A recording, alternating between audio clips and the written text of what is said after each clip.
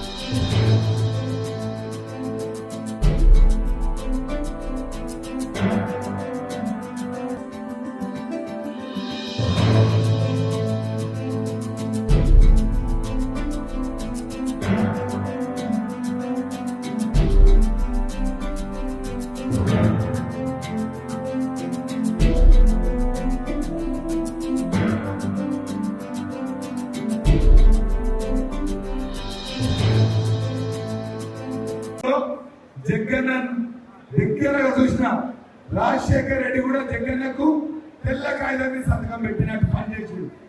తర్వాత మన రోసయ్య కూడా, ఇక తర్వాత కిరణ్ కుమార్ అయితే ఏమైనా చేసుకోపో జగ్గారెడ్డి గారు అంటే అంత మర్యాద అంత విలువించి, అప్పుడు ఉమ్మడి జిల్లాలో గీతారెడ్డి మంత్రి ఉన్నా, మన ఎవరు రాజనరసింహ మంత్రి ఉన్నా, వాళ్ళకైనా ఎక్కువ ఆ ముఖ్యమంత్రులు అందరూ కూడా జగన్నకి ఇచ్చారు. మరి ఆయన వచ్చినప్పుడు మీ జోష్ ఎట్లుండాలి, జరెడ్డి కలుసుకొని అగో భూమన్న నా వేదిక మీదకి, భూమలో 2 గంటలు ఎండలు నింపకుండా నిమ్మలంగా చల్లగా వస్తుంది. అదేవిధంగా ఇప్పుడు వేదికపై ఉన్న మా ఇగో ఎలక్షన్ రెడ్డి గారు ఎప్పటి నుంచో గజ్వేల్కు ఈ సేవ చేసిన నాయకులలో అందరికన్నా సీనియర్ అంటే ఎలక్షన్ రెడ్డి. తర్వాత మా భూమన్న కూడా, ఎందుకంటే తెలంగాణ గురించి పోరాటం చేసి మన కేసీఆర్ వెంబడి ఉండి ఆయన విధానాలు నచ్చక ఇవాళ ఇప్పుడే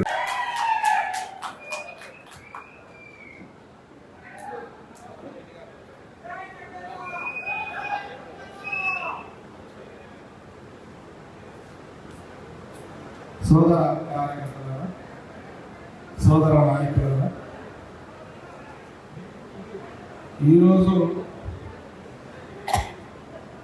కాంగ్రెస్ పార్టీ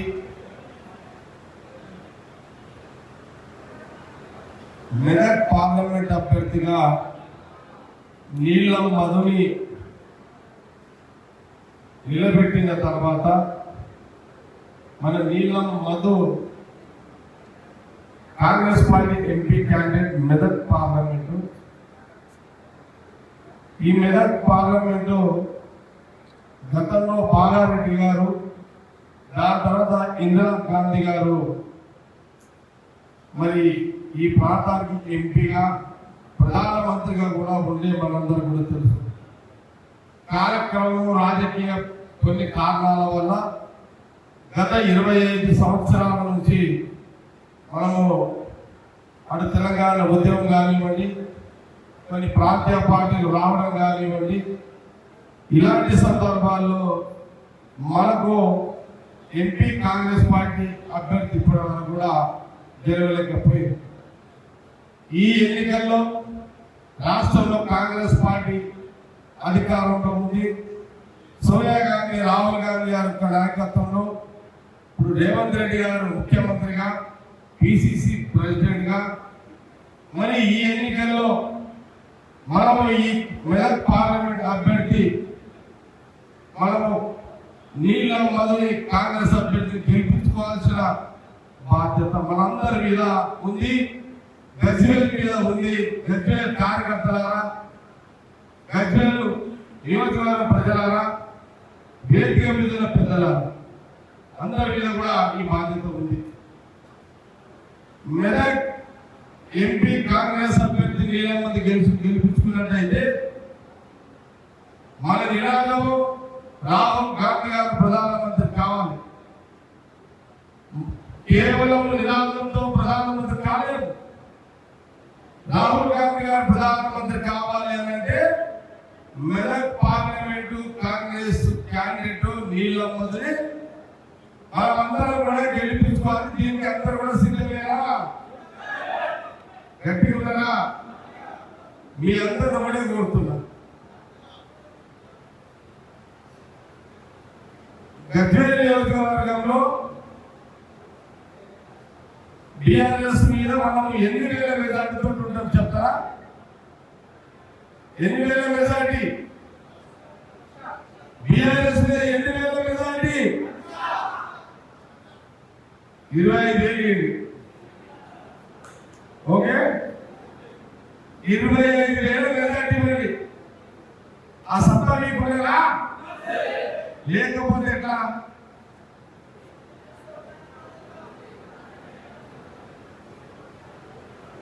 ఉందా? అటు అయితే ఇంకొంత తగ్గిపోయిన పర్లేదు, ఇవ్వగలుగుతారా? అర్థమైనా చెప్పింది. రెండో పొజిషన్ ఎవరు? గజ్వేల్ బిఆర్ఎస్ కదా, ఇంకొక పార్టీ లేదు కదా. బిఆర్ఎస్ మీద కాంగ్రెస్ పార్టీ కోరుతున్నది గజ్వేల్ కార్యకర్తల ప్రజలు ఏంటంటే 25,000 మెజార్టీ అడుగుతున్నారు. కొంత తక్కువైనా పర్లేదు, బిఆర్ఎస్ మీద మెజార్టీ ఉంటేనే ఈ గజ్వేల్లో ఉంటే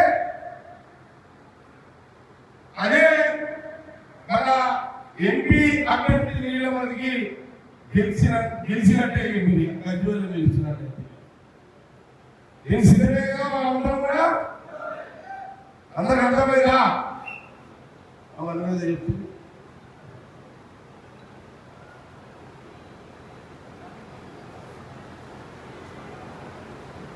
ఇంకా మొదలు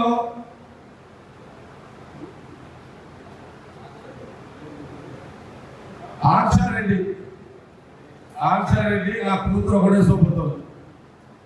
యూత్ కాంగ్రెస్ లో నా కూతురు జయరెడ్డి, ఆర్చారెడ్డి కూడా బాగా యాక్టివ్ ఉన్నారు. నా కూతురు నేను చెప్తున్నా, నెక్స్ట్ ఎమ్మెల్యే రెడీ కావా అని చెప్తున్నా. రెడీ అయితే లేదండి, ఆర్చారెడ్డి నడుతున్న వల్ల రెడీ కావా అని చెప్తున్నాను. ఓకే, ఎర్రవల్లి మల్లన్న సాగర్ సంబంధించి